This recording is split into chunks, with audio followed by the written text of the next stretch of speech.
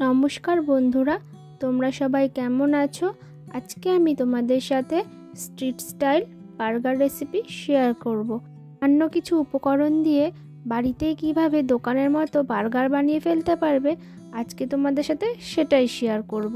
ভিডিওটি কোনো রকম স্কিপ না করে প্রথম থেকে শেষ অবধি আমার সঙ্গে থেকো। আমি কড়াই গরম করে তাতে দিয়ে দেব 1 চামচ পরিমাণ বাটার। তোমরা চাইলে এখানে সাদা তেলও ব্যবহার করতে পারো বা সাদা তেল ও বাটার দুটো একসাথেই ব্যবহার করতে পারো। বাটার গলে এলে এতে দিয়ে দেব আগে থেকে কুচিয়ে রাখা পেঁয়াজ। আমি একটা বড় সাইজের পেঁয়াজ ব্যবহার করছি।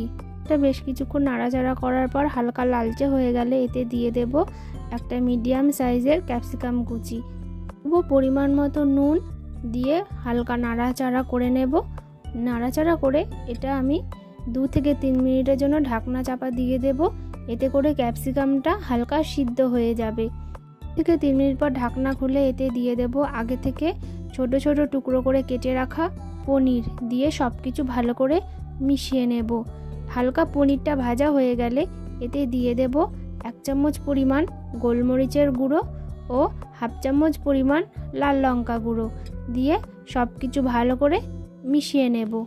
একটু ভালো করে মিশিয়ে নেওয়ার পর এতে দিয়ে দেব 2 চামচ পরিমাণ পিৎজা পাস্তা সস ও 1 চামচ পরিমাণ মেয়োনিজ দিয়ে ভালো করে সব কিছু আবারও নাড়াচাড়া করে মিশিয়ে নেব। পিৎজা পাস্তা সসটা আমার বাড়িতেই বানানো, তো তোমরা যদি এই রেসিপিটা দেখতে চাও তাহলে আমাকে অবশ্যই কমেন্ট করে জানিও। তো সব কিছু মিশিয়ে নেওয়ার পর দেখো আমাদের রেডি হয়ে গেল পনিরের ফিলিংটা। ওই একই কড়াইতে দিয়ে দেবো সামান্য পরিমাণ বাটার গলে এলে এতে দিয়ে দেব আগে থেকে গোল গোল করে কেটে রাখা টমেটো ও পেঁয়াজ। একদমই হালকা ফ্রাই করে নেব। তার জন্য এখানে আমরা দিয়ে দেব সামান্য পরিমাণ নুন ও সামান্য পরিমাণ গোলমরিচের গুঁড়ো দিয়ে এপিট ওপিট হালকা করে ফ্রাই করে নেব।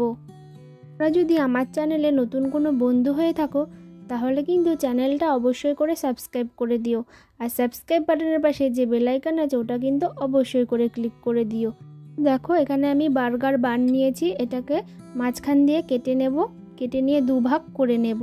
করে নিয়ে এরপর এতে দিয়ে দেব আগে থেকে যে পনিরের ফিলিংটা রেডি করে রেখেছিলাম সেই পনিরের ফিলিংটা দিয়ে দেব।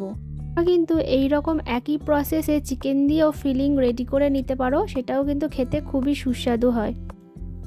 আমার চ্যানেলের রেসিপিগুলো তোমাদের কেমন লাগে অবশ্যই কিন্তু কমেন্ট করে জানাতে ভুলো না। আর তোমাদের কাছে যদি কোনো রিকোয়েস্ট রান্নার ভিডিও থাকে তাহলে কিন্তু অবশ্যই কমেন্ট করে জানিও। পনিরের ফিলিংটা দেওয়ার পর আগে থেকে যে হালকা ফ্রাই করে রেখেছিলাম পেঁয়াজ ও টমেটো সেটাও একে একে দিয়ে দেব। দিয়ে দেবো উপর থেকে চিজ স্লাইসগুলো দিয়ে বার্গার বানটা দিয়ে দেব। চাইলে এই সময়ও কিন্তু সার্ভ করতে পারো। আমি আবার এটাকে হালকা ফ্রাই করে নেব, তার জন্য দিয়ে দিচ্ছি কড়াইতে বেশ কিছুটা পরিমাণ বাটার দিয়ে এরপর দিয়ে দেব সেই বার্গারটা দিয়ে এপিট ওপিট হালকা লালচে করে ভেজে নেব। তার জন্য আমি 2 মিনিটের জন্য বার্গারটা ঢেকে রেখেছিলাম, এতে করে চিজটা হালকা মেল্ট হয়ে যাবে। মেল্ট হয়ে যাওয়ার পর এটা আমি আবারও একদিক হয়ে যাওয়ার পর অপর সাইডটা উল্টে নেব। কি যে আর একটা বার্গার ছিল সেটাও একই রকম প্রসেসে ফ্রাই করে নেব। তো দেখো আমাদের কিন্তু রেডি হয়ে গেল স্ট্রিট স্টাইল বার্গার। তো এরপর আমি সার্ভ করার জন্য একটা করে টুথপিক দিয়ে দিয়েছি। তো আমরা এই রকম বার্গার অনেক টাকা দিয়েই কিনে খেয়ে থাকি, তো তোমরা কিন্তু বাড়িতে খুব সহজেই এই রকম বার্গার বানিয়ে ফেলতে পারো। বাচ্চা থেকে বড় সবারই কিন্তু প্রিয় এই বার্গার। রেসিপিটি যদি তোমাদের ভালো লেগে থাকে তাহলে কিন্তু অবশ্যই করে কমেন্ট করে জানাতে ভুলো না। রেসিপিটি যদি তোমাদের ভালো লেগে থাকে তাহলে কিন্তু অবশ্যই করে লাইক শেয়ার সাবস্ক্রাইব করে দিও। হবে নতুন কোনো রেসিপির সাথে। তো আজকের মতো বিদায় বন্ধুরা।